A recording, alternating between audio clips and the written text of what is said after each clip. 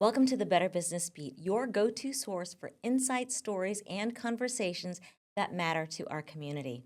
I'm your host, Mechele Mills, and each week we explore topics which impact the way we live, work, and do business here in East Texas. From smart consumer tips and local success stories to practical advice for navigating today's challenges, we are here to keep you informed, empowered, and connected. So, whether you're a consumer, a business owner, or someone who loves supporting local organizations, this show is your front row seat to the people, trends, and ideas shaping our region. Today on the Better Business Beat, we are thrilled to welcome Sarah Anderson of Express Pros Training. I don't know why that was so hard to say.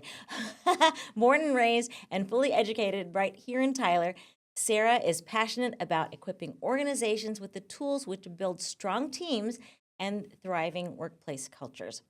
A proud UT Tyler graduate with a degree in human resource development, she now serves in business development at Express, partnering with companies across East Texas to elevate leadership, communication, and performance. Deeply involved in our community, Sarah values collaboration, connection, and making a lasting impact in the place she calls home, and we're grateful. We're talking practical strategies leaders can use today and the culture shifts which keep great people growing. Hey, Sarah, thanks for joining us today. Hi, Michelle. Thank you so much for having me. So awesome to have you.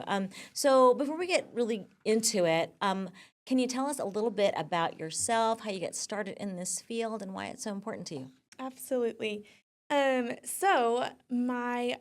guess to go back to the very beginning, I am one of 5 kids.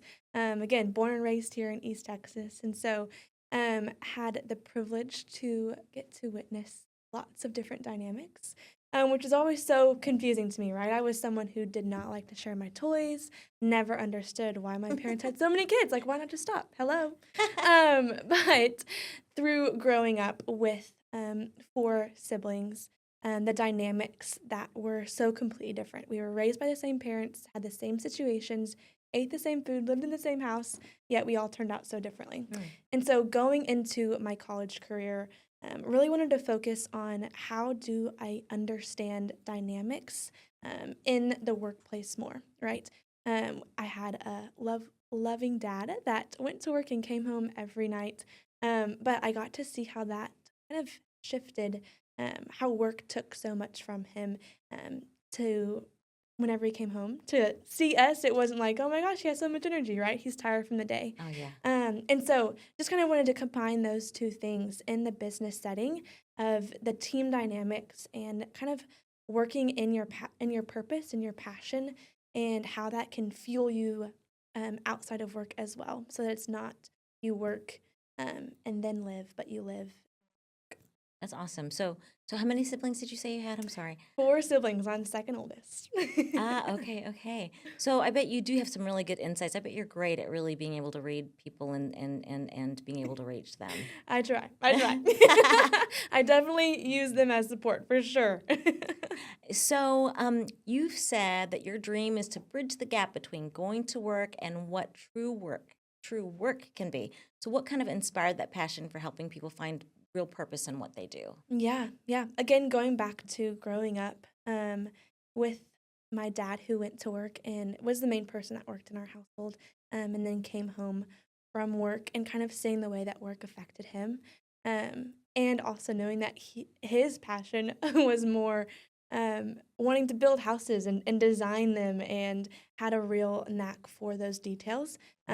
Works in accounting or CFO work, which is the numbers, and he does love numbers, but just seeing how not kind of working in his passion affected him on the daily basis. And so that kind of led to me wanting to bridge the gap between how is there something in the middle where we can empower employees and business leaders in general to help their employees work in their passion.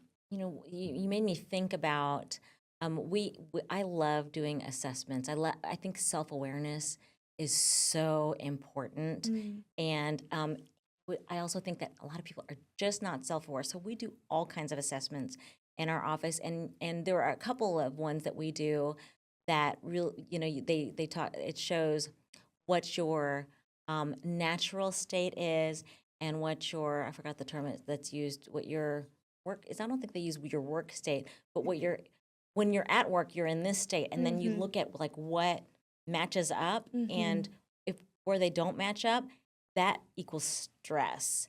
And so when you're working, when you're hiring people, I'm sure this is something that you guys do too, you want people to match like their the same they you want their natural state and their work state to be as close as possible. Otherwise people are going to burn out, and that's why there's so many things about burnout right now.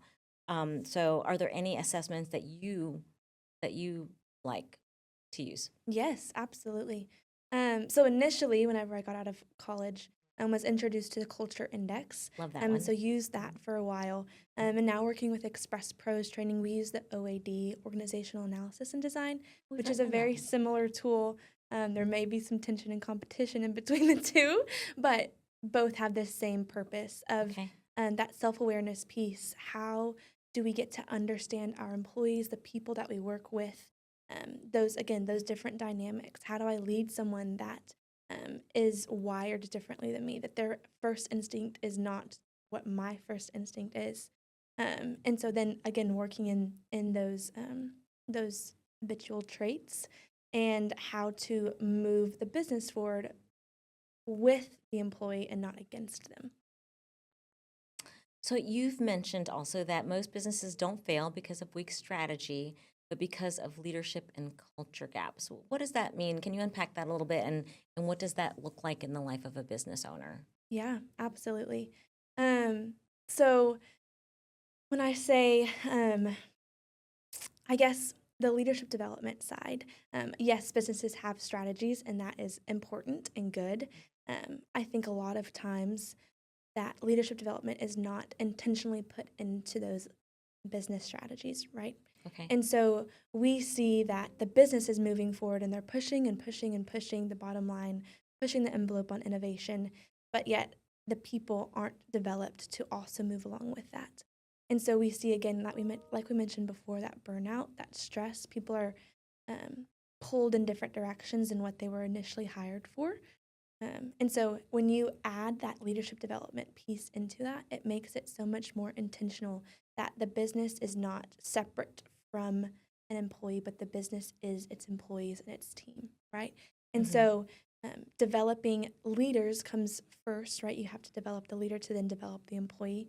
And so leadership development in our minds is building and providing, supporting organizations have sustainable purpose, results, and progress through leadership development and management training. And so sometimes it's just putting aside one time a month where you think about, okay, what are my leadership habits? How do I typically act towards my employees, towards the customer base that we have? How is that impacting our organization? A lot of times we see that leaders think that they have learned a lot through their experience for sure, but they're not taking that time to set aside and think, okay, real time, how is that looking right now? That it's really important to take that time, and we're all so busy. Nowadays, technology has allowed us to be able to do more, so we just fit more in, right? And so to be more efficient and all of that, but there's a big mistake if leaders don't step aside, and that time of reflection is really important. How often do you start with a leader or a team? How often what's ideal? How often do you meet with them because you need, I believe all leaders need coaches and accountability partners, right? So how often, what's like the schedule or the plan when you guys meet with a company? Yeah. Something that we prioritize at Express Pros training is really fitting into that organization structure, right? Sometimes you have employees and leaders that genuinely cannot give more than once a quarter to devote to leadership development or just thinking about those things. Ideally, once a month is great, sometimes twice a month. It really depends on what those goals and strategies are that they're wanting to change and impact, how quickly they're wanting to see that change. And so if you are a leader, we kind of again recommend that once a month type intentionality. But it really depends on the leader. We want to make sure it's something that they can fit into their schedule so that it is invested in. Do you also meet with the staff, or do you just basically meet with the leaders, or are there different kind of programs that you guys offer? Yeah, different programs for sure. And so with the staff, that is more of okay, are these the people? Because it is so easy to shy away from investing in your staff because what if they leave the next day, or what does that look Hmm. like? And so That's typically not a we good way to think, though. right, right, right. You invest so that they are valued and then they do stay, right? But Yeah. that typically is not the way that we think. And so Hmm. with leaders and meeting with staff, it again depends on the goals set and what kind of change you want to see happen. We all kind of have heard that leadership starts from the top and goes down. And so it's difficult to change an organization if you start with the staff and then move up, if there's not that buy in with leadership. Yeah. However, if there is a leader that has invested in themselves as leaders and part of that is investing in their staff, maybe it's the bottom, maybe it's the middle, Yeah. wherever they meet, Yeah. then we do meet both staff and leaders, again, depending on their goals, and really meeting where their schedule is at. So, there's a lot of second generation leadership coming, or next. A lot of people are retiring, or a lot of new people are being hired in from the outside to be at the top. How would you go into that type of situation?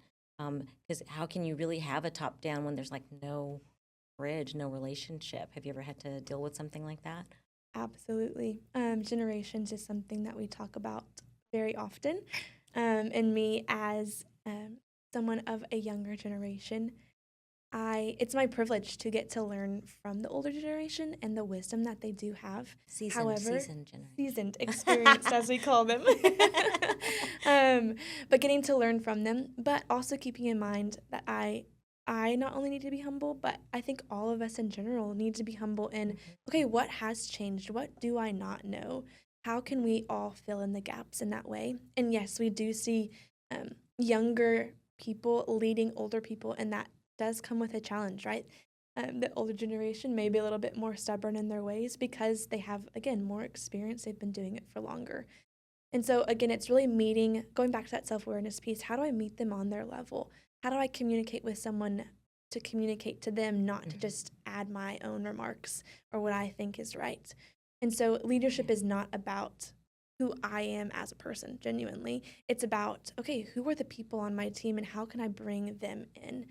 Um, so, yeah, generations is definitely a topic. Yeah, I think that you touched on humility is important in no matter where you are in an organization. Like one of the things when we our leadership team loves The Ideal Team Player. I don't know if you're familiar with that book, but Absolutely.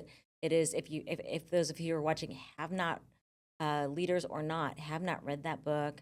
It's very easy to read. It's by Patrick Lencioni, and it talks about virtues and when you're hiring somebody, how to make sure that you hire people with these virtues. Everybody's going to be off at some point, but nobody's going to be strong. Very rarely you're going to be strong in all three areas, and it's just three, so it's kind of easy to coach people on it too. So you might have somebody who is um, uh, who is you know, humility is the most important Mm, thing for our staff, because if they're not humble, you can't teach leader or employee, right? Not humble, can't be teachable, hard to get through, stubborn, ego, all of that comes into play, or only serving themselves, and that's a really awful thing for the team.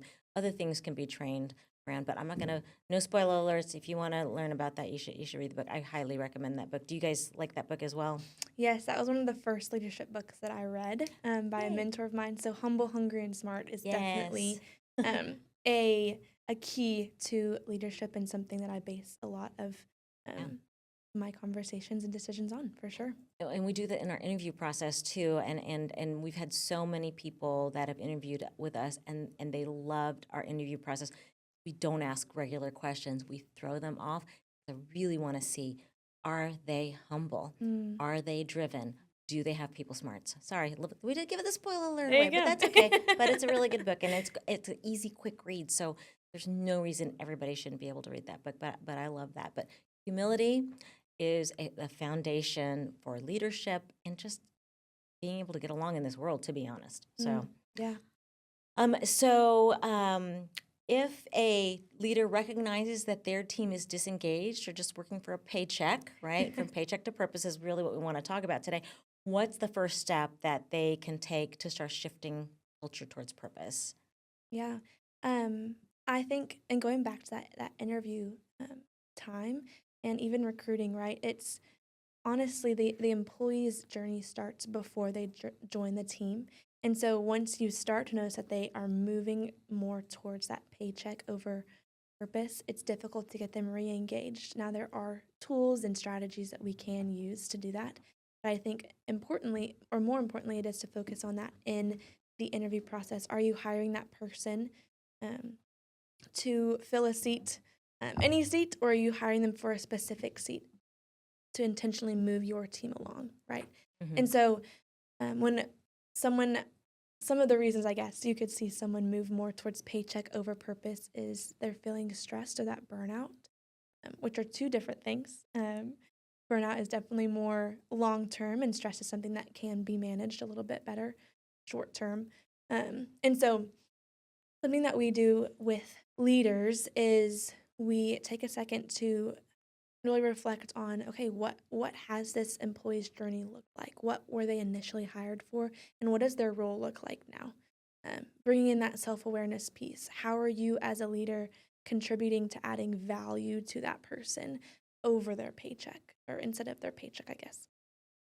And so really emphasizing the leadership and how they add value, because typically what we see is people start to rely on the paycheck once they aren't getting value from that organization, from their leader, from their team, right?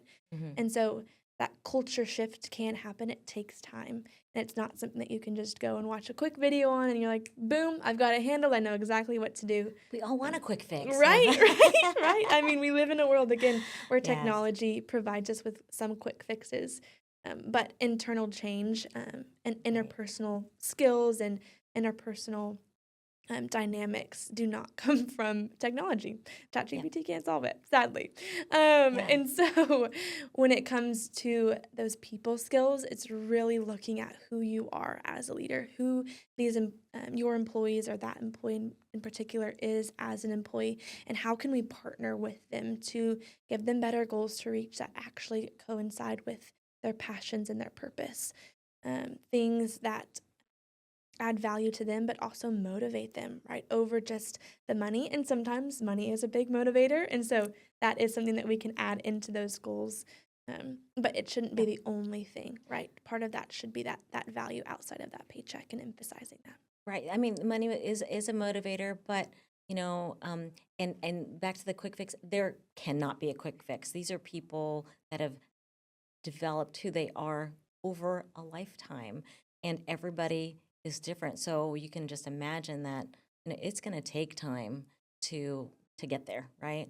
But what's another reason that you believe so many employees struggle to find a sense of purpose in their work?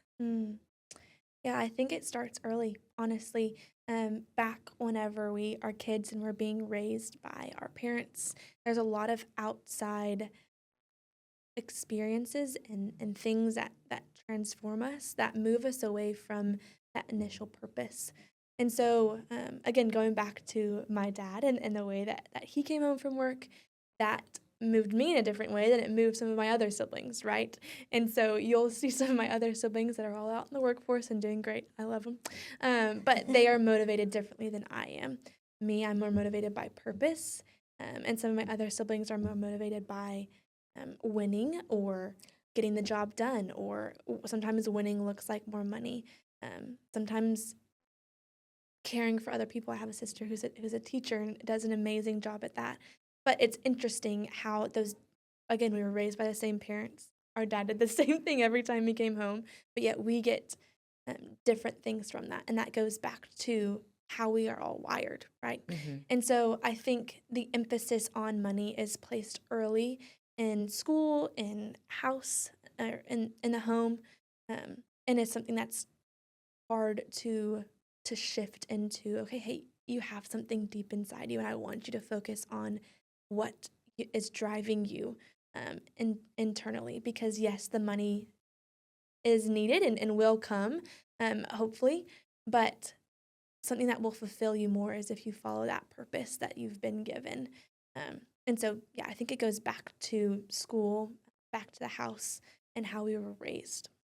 So how does a leader like plug into that? How do they, it seems overwhelming, right? So how can a leader kind of tap into that and help their team um, how, figure out what their purpose is, and how do they motivate their team in all these different ways? Mm. It's got to be so challenging. Um, do you have an example of a company that you did that with, and without giving away too much, but yeah. No, I'm trying to think off the top of my head. And we do work with multiple companies here in East Texas. When it comes to moving and shifting from paycheck to purpose, it's difficult to pinpoint just one. I would say in general, we have found that when we again focus on those interpersonal skills, those people skills, understanding and getting to know our team, that we're then able to work towards moving past that paycheck. What we do see is companies that have invested in leadership development have teams that stick around, right? And so, and the money's not necessarily changing. Sometimes the money's getting worse, right? Because the markets can be so up and down. And so, um, and I mean, there's also the other side of that, right? We have companies that their team members have stayed, and we've had companies that their team members have left, and that's just the truth of it, right? You can invest in a leader, um, and they can get a lot from a program. Um, I'm kind of mentioning programs. We do two different types of leadership development: Yeah. consulting and more program based. Yeah. But that leader then feels stunted, right? That the leaders above them maybe aren't investing as much as they had been investing in themselves. And so now it's like, well, where do I go? And so they do move on. And that wasn't probably because of the paycheck, but because of the leader above them, right? And so I think we have to start to look at um, why is retention low? Why is turnover high? Is it because of the paycheck? Is it because of the leader? There is a statistic that says that 50% of employees leave their job because of the leader, right? And so that's not the paycheck. That's 50% of people and so, or employees. And Yeah. so I think it's important to, yes, look at the money and see if there's things that we can do to navigate how to keep people that way. But ultimately, again, 50% comes down to those interpersonal skills and the way that people are, or the leaders are leading their employees. So it is sometimes the later. I would agree with that. Um, uh, the older leadership styles are not as relational and not as considerate of generational, you know, uh, individualized, personalized leadership, right? But sometimes you do have toxic people in the office, toxic performers, which can really hurt culture and kind of like if you don't get to it quickly, can really tear down a whole team. What should a leader do in that type of situation? Be honest. And honesty can come off harsh. Yeah, But I mean, we've heard people say, well, typically the bad apples weed themselves out. And we've also heard that bad apples take root and then changes the whole organization. correct. And so Yeah, again, it depends on, or it's up to the leader to set that tone. And yeah, if the leader is putting up with that bad apple, then it's going to continue to take root. And they can make excuse after excuse after excuse, but then nothing is going to change. And so they right. have to be honest with that employee, with the employees that they are also leading that are being affected by that, and set the standard of this is what we expect from our employees. These are the guidelines that we have in place. These are the goals that we're meeting that help support that culture. And if you're not meeting that, then we have to have more courageous or crucial conversations, right? And it's going to Right. be hard. But at the end of the day, if something that our executive trainer, Kevin Johnson, has said is if you don't enjoy leading people who aren't like you, then leadership may not be for you, right? Ooh, yeah. Because that's the job of a leader is to lead the people who aren't like them into a common goal, Right. into a common It's business strategy. makes me think about relationships. So I heard a relationship coach a long time ago or somewhere. Like if you only want somebody who's just like you, it has something to do with ego a little bit, right? Yeah. And so, but basically, what you're saying is it all does boil down to the leader. Mm. So it's really, really important for the leader to have those skills and develop those skills. So you talked about you guys having two different programs, um, a consulting and a program based. Can you talk about a little bit about those? Maybe one the best tip that you can give for a leader who's wanting to make a change or needs help with their team. Yeah, absolutely. So we have more consulting based. That's going to be our tailored training kind of pathway in which we come alongside an organization and develop a program or a training strategy specific for that organization. That can be any type of organization from manufacturing, banking and finance, engineering, distribution, city management, all of those types of things. We really want to collaborate and partner with organizations. We're not someone that you have to manage, right? We want it to be a partnership that we coincide with. And then we have that more leadership development kind of program based, where we kind of have cohort based programs where we have multiple leaders from different companies come Awesome. together and get to get those different perspectives and have a discussion based learning through some different leadership principles. I think that's so important too, because honestly, a lot of times when you're a leader, you're kind of isolated. You do have to keep yourself at a professional distance all the time, so you can be very, very isolated. It can be very isolating. So having the cohort and having a place to discuss things and vent things sometimes might be very, very helpful to leaders as well. So, Sarah, those were great insights. Thank you so much for joining us and sharing your insights on how leadership and culture can shape lasting success for your organization. For more on Sarah's work and upcoming trainings, you can visit expressprostraining.com, or you can connect with Sarah on her LinkedIn page. Yay! So, Sarah, thank you for joining us today on the Better Business Beat. I'm Mechele Mills, and we will see you next week.